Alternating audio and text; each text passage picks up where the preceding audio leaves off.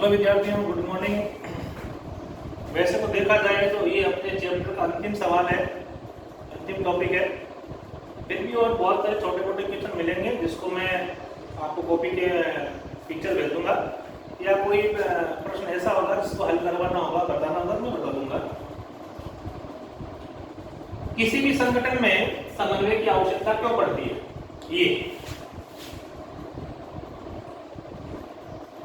ये प्रश्न है। वर्तमान इस कंपटीशन के दौर में, प्रतिस्पर्धा के दौर में संगठन 3 प्रकार के होते हैं: प्रबंधकीय स्तर, उच्च स्तर, मध्य स्तर और निम्न स्तर। तो संगठन के प्रत्येक स्तर पर प्रबंधन की आवश्यकता क्यों पड़ रही है? देखो, सबसे पहला है उच्च स्तर प्रबंधन का।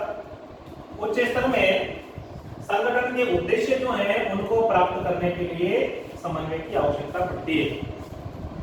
मैंने आपको पहले बताया था, संगठन की नीतियों का निर्माण करना, संगठन के महत्वपूर्ण निर्णय लेना, संगठन में व्यूह रचनाओं का निर्माण करना, संगठन के उद्देश्यों का निर्धारण करना, ये सभी के सभी कार्य उच्च स्तर के प्रबंधक करते हैं। ठीक है, तो संगठन के उद्देश्यों को प्राप्त करने के लिए सभी प्रबंधक मिलकर के, सहमत होकर के एक जैसा निर्णय लें। कोई भी प्रबंधक मनमुटाव न करें, ठीक है, और संस्था के उद्देश्यों को प्राप्त करने के लिए दिन रात काम करें। इसके लिए किसकी आवश्यकता पड़ती है? समन्वय की। दूसरा बिंदु है मध्य स्तर, जो कि मध्यस्थ की भूमिका निभाता है, मीडिएटर की, उच्च स्तर और निम्न स्तर के बीच में। यहाँ पर विभिन्न प्रकार के जो विभाग होते हैं, उन विभागों में क्या करना है? समन्वय होता है। विभाग बहुत सारे होते हैं, क्रय विभाग हो सकता है, विक्रय विभाग हो सकता है, वित्त विभाग हो सकता है, परिचालन विभाग हो सकता है, मशीनरी विभाग हो सकता है। अलग अलग विभाग जो बने हुए होते हैं, उत्पादन विभाग हो सकता है। ठीक है, इन विभागों में आपस में, क्योंकि सभी विभाग एक ही संगठन के हैं, एक ही प्रकार का उत्पादन करते हैं, एक ही चीज का उत्पादन करते हैं। कभी कभी एक से ज्यादा वस्तुओं का भी उत्पादन करती है कोई कंपनी, ठीक है, लेकिन कंपनी के मालिक तो एक नहीं है। तो वो चाहते हैं कि सभी विभाग आपस में मिलकर के काम करें। ठीक है, इसलिए विभिन्न विभागों में तालमेल बैठा रहे, इसलिए किसकी आवश्यकता पड़ती है? समन्वय की आवश्यकता पड़ती है। सभी विभाग आपस में मिलकर के काम करें। तीसरा जो स्तर होता है, सबसे निम्न स्तर, इसको एक अन्य नाम से भी पुकारते हैं, आपको पता हो क्या नाम है इसका? पर्यवेक्षीय प्रबंध। तीसरे स्तर का नाम क्या है? निम्न स्तर को बोल सकते हैं इसको, या पर्यवेक्षीय प्रबंध के नाम से भी इसको पुकारते हैं। एक्चुअली वास्तव में कार्य तो तीसरे स्तर पर ही होता है। तीसरे स्तर के जो प्रबंधक हैं वो कार्य करवाते हैं कर्मचारियों से। तो विभिन्न प्रकार के कार्यों में क्या रहना चाहिए? तालमेल।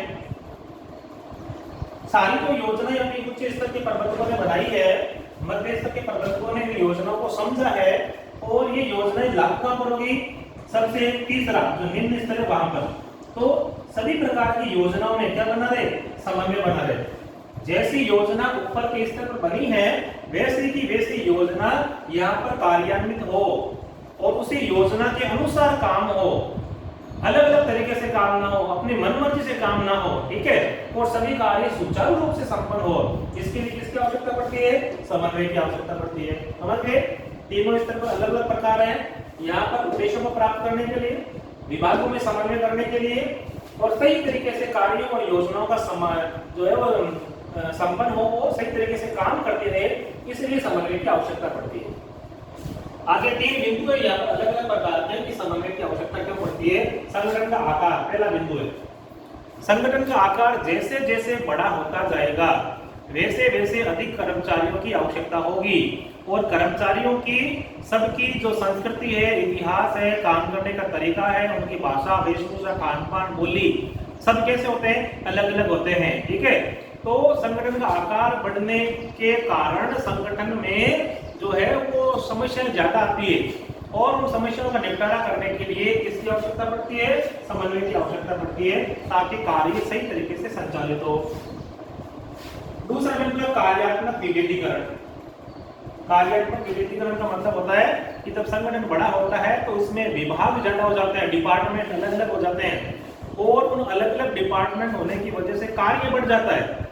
और कार्य, इस बढ़े हुए कार्य को ठीक तरीके से समय पर पूरा करने के लिए समन्वय की आवश्यकता पड़ती है। जैसे अपना विद्यालय, पहला अपना विद्यालय कहाँ तक था, पहली से लेकर 5वीं तक था, तो ये क्या था, ये प्राथमिक विद्यालय था। फिर 6 से 8 हुआ तो ये हो गया कुछ प्राथमिक, फिर ये 9 से 10 हुआ तो ये हुआ माध्यमिक, और फिर 11 से बोर्ड हुई तो ये हो गया उच्च माध्यमिक। फिर 12 के अंदर अलग फैकल्टी आ गई, आर्ट्स आ गई, कॉमर्स आ गई, साइंस आ गई, और अब एग्रीकल्चर आ गई। ये देखो, इसका मालिक जो है वो कोई एक ही है। एक मालिक होने के बावजूद भी इसके अलग अलग विभाग बन गए।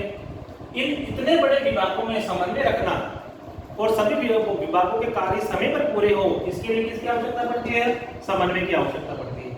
तीसरा, विशिष्टीकरण। विशिष्टीकरण का मतलब क्या होता है, विशिष्टीकरण का मतलब होता है कि कर्मचारियों को उस कार्य की विशेष जानकारी, कोई कर्मचारी, ये ध्यान रखना, अगर किसी कार्य को बेहतर तरीके से संपन्न करता है, कुशलतापूर्वक संपन्न करता है, समय कम लगाता है, लागत कम लगाता है और अच्छी तरीके से तैयार करता है, तो इसको बोलते हैं विशिष्ट कार्य। क्या बोलते हैं, विशिष्ट कार्य।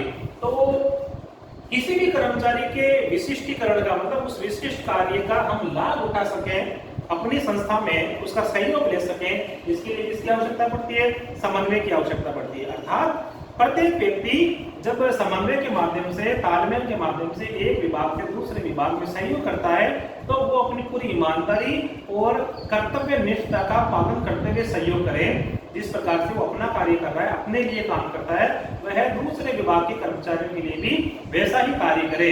ठीक है, तो इस विशिष्टीकरण सेवा का लाभ लेने के लिए इसकी आवश्यकता पड़ती है, समन्वय की आवश्यकता पड़ती है, क्योंकि हम जबरदस्ती उसे काम नहीं करवा सकते। ठीक है, उसके साथ बातचीत करके, उसको समझा करके, उसे प्रेरित करके, उसकी समस्याओं को हल करके, ठीक है, उसके साथ अच्छे संबंध बना करके हम उससे अच्छा कार्य करवा सकते हैं। जोर जबरदस्ती, डरा धमका करके हम उससे अच्छा कार्य नहीं करवा सकते। ठीक है, तो ये अपना अंतिम बिंदु था, इसको आप कॉपी के अंदर उतारेंगे। धन्यवाद।